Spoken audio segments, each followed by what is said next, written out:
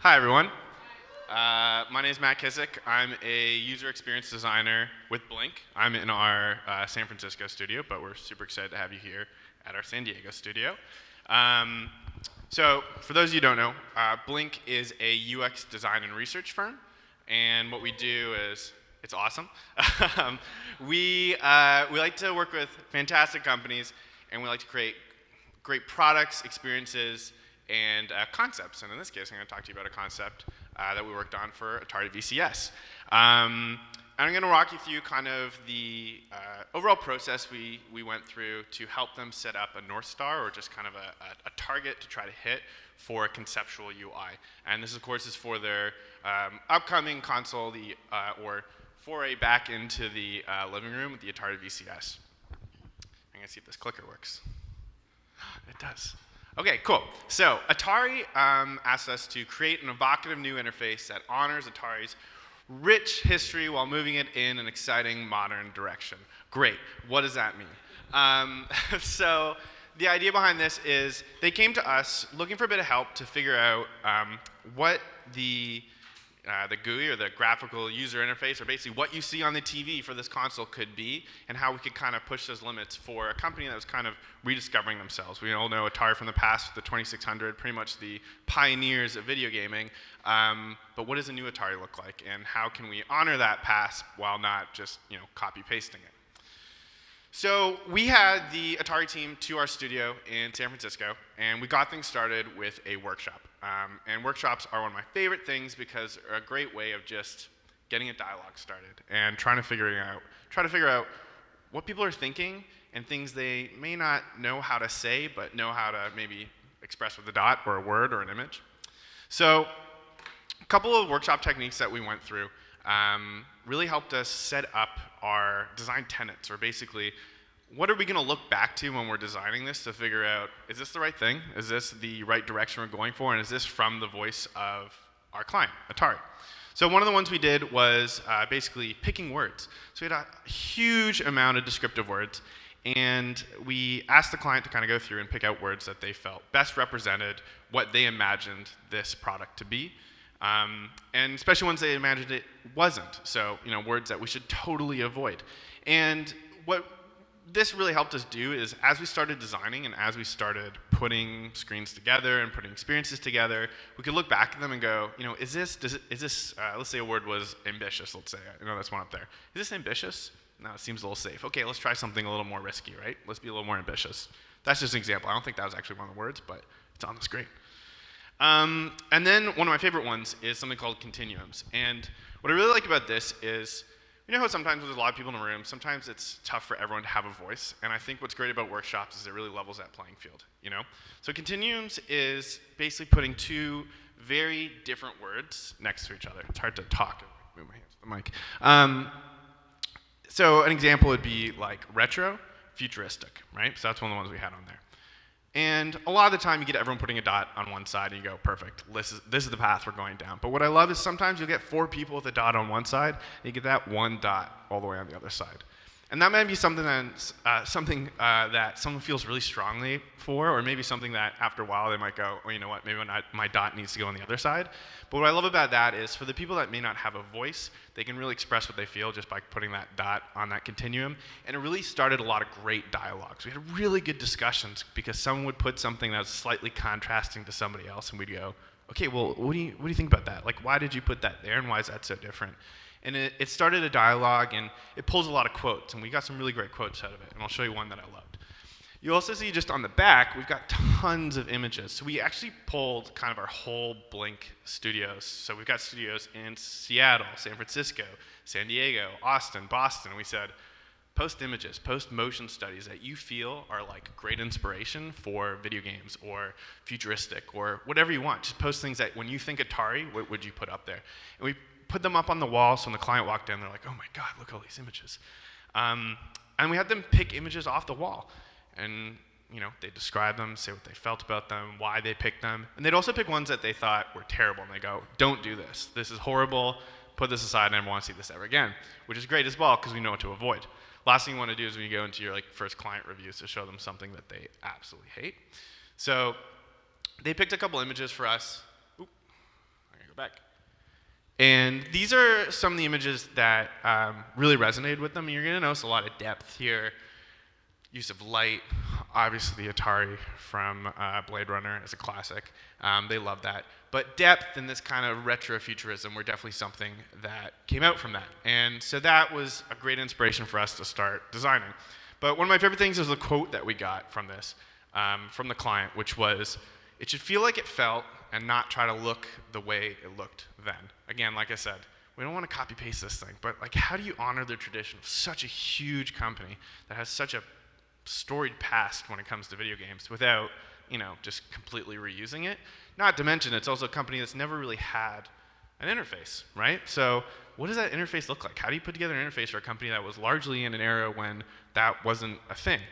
And especially for a company where we didn't have a lot of assets. You have the coveted Fuji logo for Atari, and then you've got a lot of great imagery from the past. I'll get into that in a little bit, but that's kind of where we started going to, is we looked at the past and we went, okay, well, what can we do with this? But first we put together a really kick-ass team. So we really wanted to cover all grounds for this. And we were putting together basically a working sort of prototype where you could kind of walk through it. So we wanted to cover all bases. So we had myself, user experience designer, and my job really involves looking at how someone goes through an experience. Why would someone click there? What happens after that? What's that user journey?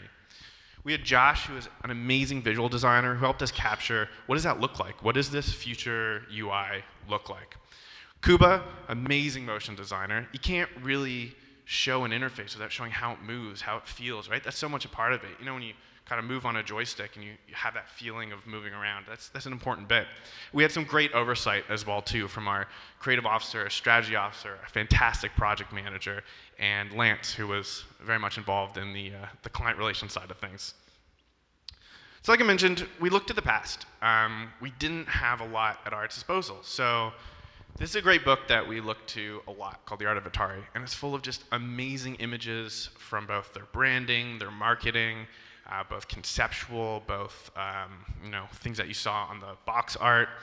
And one thing we found really cool about Atari games, and just kind of about video games in general, and I'm sure all of you can kind of relate to this, is it's kind of that feeling of being transported, right? You look at the box art, for instance, for an Atari game like this, or like Centipede, for instance. And if you've ever actually played Centipede, it's a bunch of boxes on the screen, and it looks absolutely nothing like this, right? But it feels like this. And so that's kind of what we went with. We started considering these ideas of this nostalgia and going back to those roots, but celebrating that rich kind of wonder and wow of playing a video game. I remember the first time I picked up my babysitter's Super Nintendo, and I went, this is it. This is the peak of graphical games. It'll never get better than this. Yeah, like the boxes from like GoldenEye. That was perfect. It's not anymore.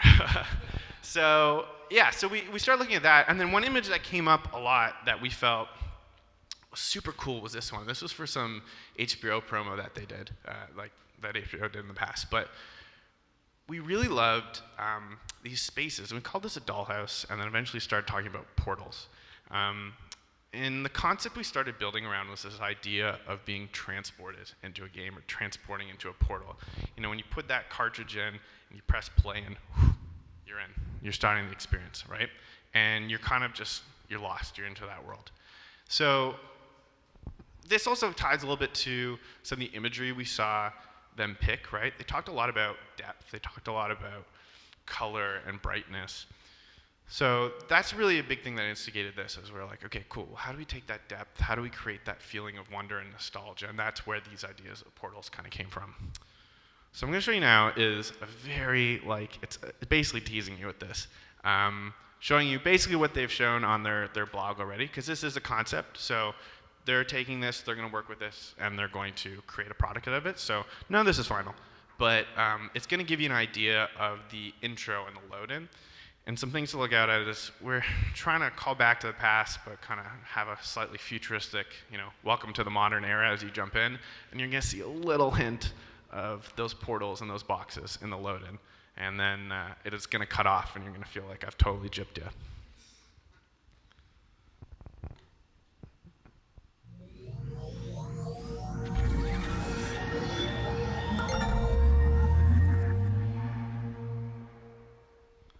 Terrible, right? Just absolutely teases you. You're like, oh my god. I know, right? So I'll talk to you a little more about it, though, and talk to you about what happens after this. So these are the portals loading in. The idea is each of these are going to be a portal with a game. And what we want to do is each game would have its own unique color, own unique feel, and own assets as well. So it's kind of a 3D space, and as you navigate through it, there's a sense of depth and a sense of what's beyond this, right? And as you enter a game, it rushes you into this space, and you're into a space where you can celebrate that game. So for Centipede, there's beautiful Centipede images and the ability to play, but then you can scroll down and look at videos of gameplay. You can look at previous illustrations from the past. So for these older games, we really wanted to celebrate that illustration, but you also know for a lot of these newer games, there's a lot of assets. You see a lot of assets that go into creating a game, so we wanted to go, well, where's the place to celebrate that? Let's show off all this great art. Similarly, for things like apps or anything like that, you could really dive in and just feel like I'm in there, I'm ready to go. And you'll notice at the start, probably one of my favorite parts is that load-in. We had this idea of basically making that Fuji logo pop up, but giving a slightly random startup each time. So in that case, it was asteroids, but you can maybe have Joust or Centipede or something like that would appear. And it's, I love the idea of you can think of the console that you had. You can usually think of that startup, right? For it, you go, oh, there it goes, ready to go. I remember probably the original Xbox startup. It's gonna trigger memories for me. But that same sort of idea, we wanted to make it kind of random and fun. So we put this together, gave it to the client. They loved it. We provided design assets. We provided a lot of information on how to make these boxes too, because we knew it had to be developed. So Kuba, our fantastic motion and 3D designer, put together a great list of how the lighting works, how the depth works, and all these sort of assets. And we really tried to get it to a point where it was as achievable as possible. There's minimal triangles in it, so it wasn't over-rendered or anything like that. And we're super stoked with the results. We're super excited to see what they do with it. And I'm sorry I can't show you more, but I hope it excites you and starts making you ask questions about what the future of a interface could look like. So that's it. Thank you.